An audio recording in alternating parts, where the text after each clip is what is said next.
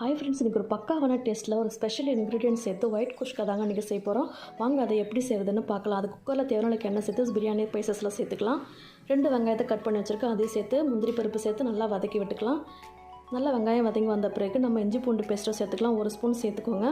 நல்லா வதக்கி விட்டுக்குங்க. பச்சை வாசனை போகிற அளவுக்கு. இப்போ ஒரு கைப்பிடி நிறைய புதினா கொத்தமல்லி சேர்த்துக்கோங்க. 4-5 பச்சை மிளகா சேர்த்துக்கோங்க. பாதாம் நான் 10 பாதாம் ஊற வச்சுருக்கேன். இது நல்லா பேஸ்ட்டாக அரைச்சி எடுத்துக்கலாம். இப்போ ஒரு தக்காளி பெருசாக கட் பண்ணி வச்சுருக்கேன், அதையும் சேர்த்துக்கலாம். 1/2 கப்பு தயிர் சேர்த்துக்கலாம். உப்பு சேர்த்து நல்லா வதக்கி விட்டுக்கோங்க. இப்போ பாதாம் மாவை அரைச்சி எடுத்துக்கலாம். நான் சொன்னது ஸ்பெஷல் இன்க்ரீடியன்ஸ் இது தாங்க. இப்போ 1 கிளாஸ் பாஸ்மதி ரைஸுக்கு 1 கிளாஸ் தண்ணி சேர்த்து நல்லா கொதிக்க விட்டு அரிசி சேர்த்துக்கலாம். அப்படியே குக்கரை மூடி வச்சு ஒரு விசில் விட்டு எடுங்க. செம்மையான ஸ்பெஷலான பிரியாணி ஒயிட் குஷ்கா எது வேணால் சொல்லலாம். சூப்பராக ரெடி ஆகிடுச்சு. முட்டையோட சர்வ் பண்ணுங்கள், அட்டகாசமாக இருக்கும். நீங்கள் இது மாதிரி செஞ்சு பாருங்கள், குக்கரே காலியாகிடும்.